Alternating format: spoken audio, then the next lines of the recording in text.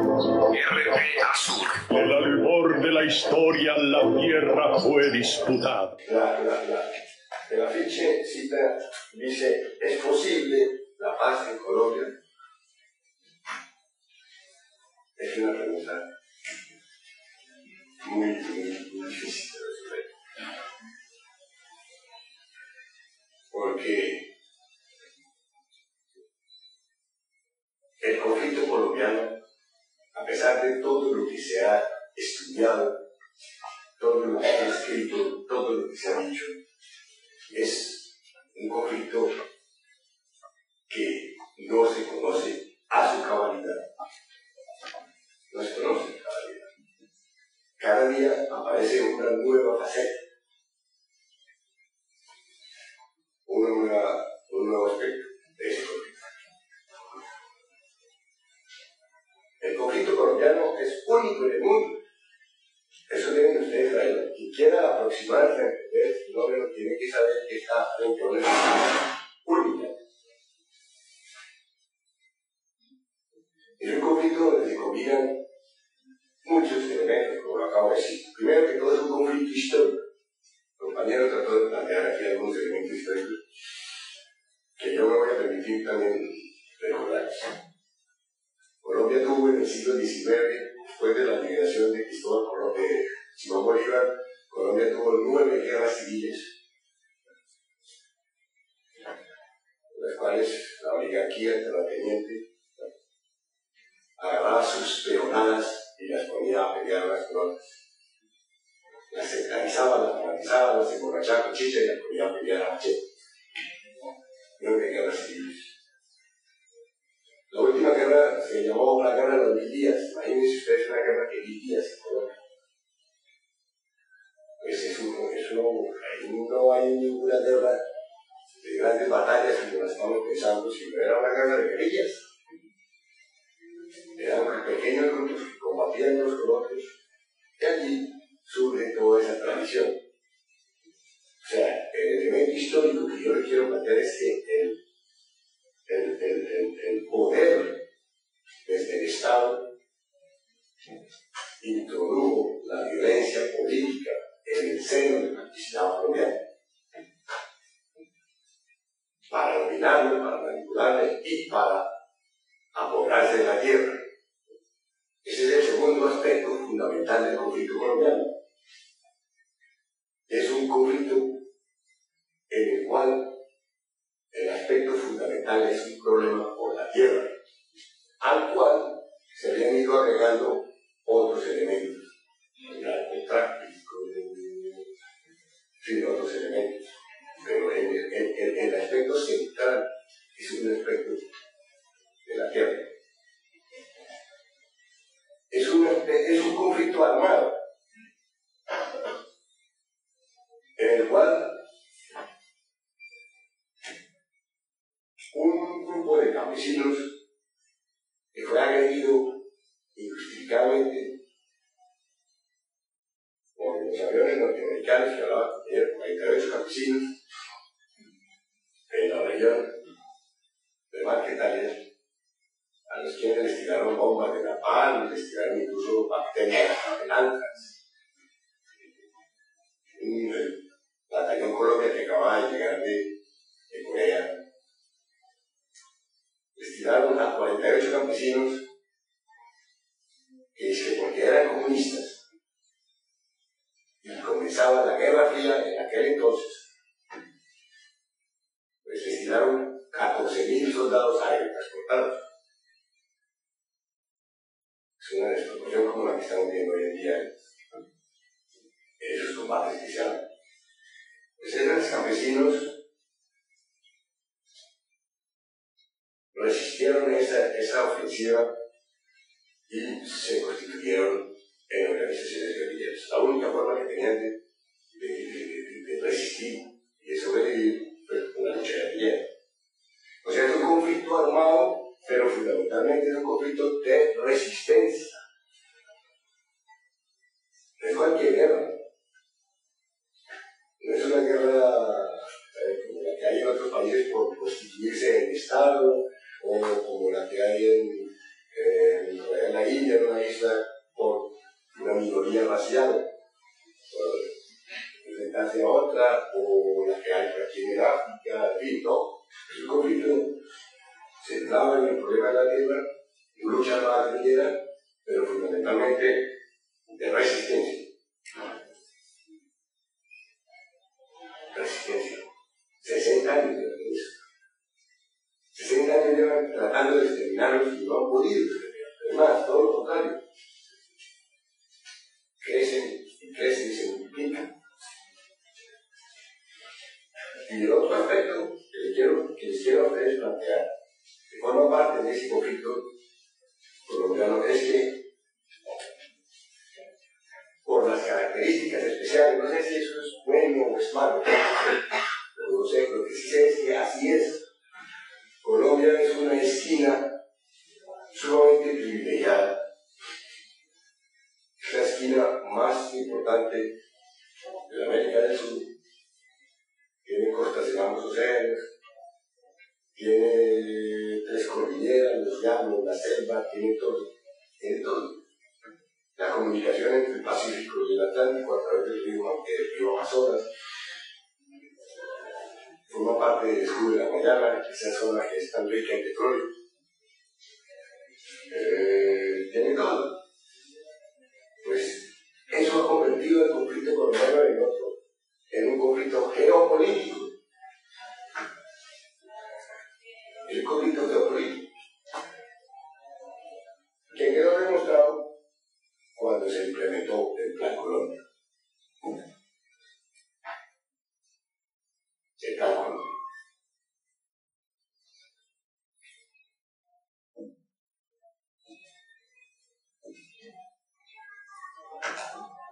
A mí aquí me dicen que yo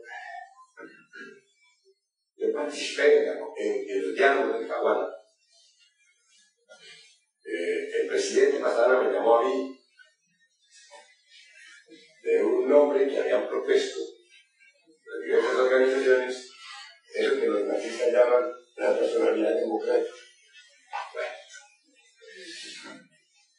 Entonces me llamaron para que yo participara en virtud de mis conocimientos, mi manejo, que había escrito algunas opiniones en el proceso, para que ayudaran en el proceso de paz en Caguán. Fue una experiencia para mí, como todas las experiencias humanas, feliz y dolorosa. Feliz porque pude empaparme todavía más del asunto general, y dolorosa porque terminó en una frustración terrible. Entre otras cosas, me costó el exilio.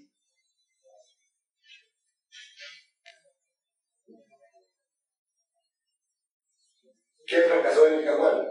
En el Caguán fracasó todo. Era un proceso que estaba planteado para que fracasara. Pastrana, el ejército colombiano venía de recibir 9 grandes derrotas, 9 grandes bases. La guerrilla de la FARC le había tomado 9 grandes bases: la Tascón, el Delicias, la Carpa, la Vive, y les había tomado prisioneros, les habían tomado soldados prisioneros y oficiales. Todavía lo están liberando, todavía después de 20 años lo están liberando. El ejército colombiano venía de recibir esos golpes y los estrategas de los Estados Unidos dijeron: bueno, la guerrilla de la FARC se va a convertir en un ejército regular, dejó de ser un ejército guerrillero y se va a convertir en un ejército regular, y está atacando bases, atacando instalaciones militares con 400, 500 hombres. La toma de la base de la milicias, que es una base protegida con toda la tecnología moderna. Mucho de con ese puesto, con esas barbaridades. Pero hay que analizar las cosas con objetividad.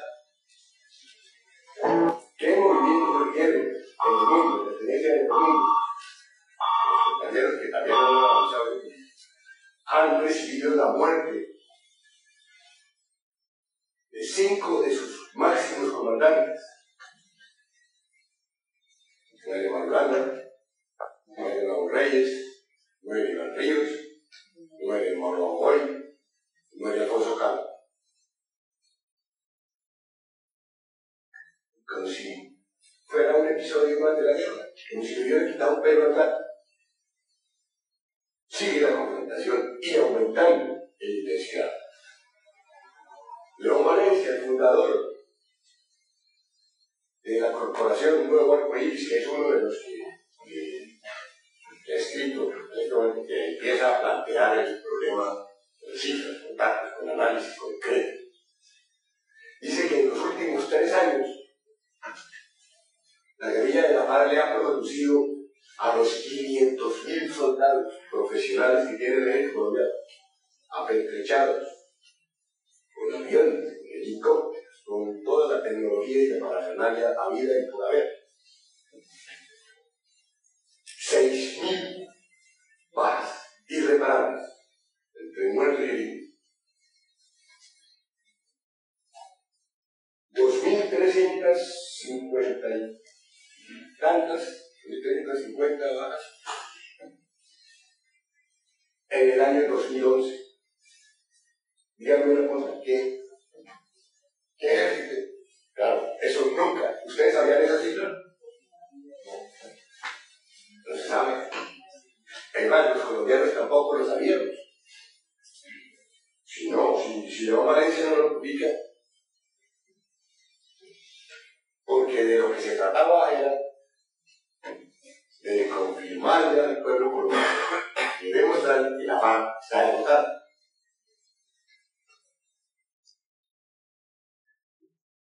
Y no está derrotada.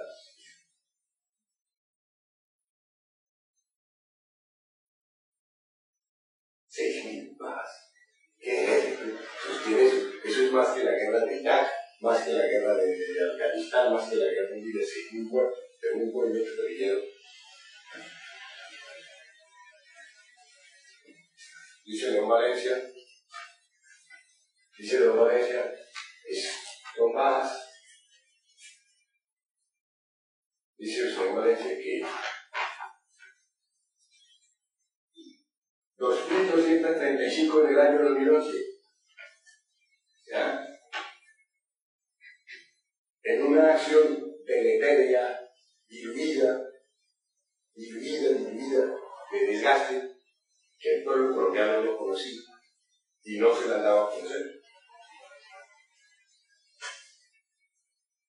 No se la había dado a conocer. Eso. Pero Valencia muestra también, hace un análisis con datos dados por el mismo ejército colombiano. No son mentiras. Cualquiera puede entrar al portal Nuevo Arcoíris. Si quieres, tú puedes entrar. Dice en Google, Nuevo Arcoíris, León Valencia. Y ahí está el último informe, se llama Informe Anual de la Seguridad en Colombia. Y el tipo tiene este gráfico, que le voy a permitir mostrar. En el año 1997, mire, es una montaña así, con un pico aquí y luego sigue subiendo. En el año 1997, la FARC realizó 822 acciones militares, emboscadas, combates, hostigamientos, francotiradores, 800. De todo eso que se llama conflicto. En el 2002, cuando se termina el proceso de paz de Caguán y viene la ofensiva del Plan Colombia, la FARC reacciona también con una ofensiva y produce 2.063 acciones militares tratando de combatir ese avance de la ejército colombiano. Pero luego viene el repliegue. En el año 2003 bajan a su nivel básico 900 82 acciones. Y de ahí en adelante, desde el 2004 en adelante, hay una curva ascendente. Y cualquier gerente de una multinacional estaría feliz de ver cómo se va en flecha hacia arriba. En el año 2011 hay 2.148 personas. El doble de las que había en 1997 cuando se comenzó el proceso de paz. Díganme la verdad ustedes, también, eso corresponde a un movimiento derrotado. Un movimiento guerrillero que le produce, que mata 6.000. Eso es lamentable, eso es doloroso tener que decir. 6.000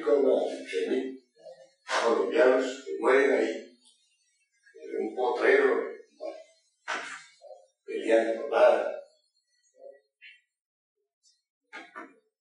En los últimos 3 años. Y 2.148 acciones. Explicamiento. Él las explica, ¿no? Él explica en el texto esto. Eso realmente muestra que no es solución militar. El otro argumento que da León Valencia, que es algo también que hay que tener en cuenta, es que dice que la FARC y el ELN y el EPL, que han sido enemigos por aquello de las peleas entre los diversos movimientos comunistas, habían sido enemigos acérrimos. El EPL peleaba con la FARC y el ELN peleaba con la FARC y la FARC peleaba con todos. Hoy sellaron una alianza y están combatiendo juntos. El ELN, las FARC y el EPL. Es más, León Valencia informa que la destrucción de ese radar, un radar que tenía la agencia central, la DEA, en el Cauca, para capturar toda la zona selvática del Amazonas, que vino la guerrilla de la FARC y la destruyó en el combate ahí, destruyendo eso. Fue posible por la colaboración entre el ELN y las FARC. Eso fue muy vista. O sea que es un elemento que entra a generar otras expectativas. O sea que esa gente ya en este momento no se están peleando unos con otros, sino que parece que están entrando en una fase de colaboración. Eso en cuanto a la cosa militar, con las teorías. RP Azul. El albor de la historia, la tierra fue disputada.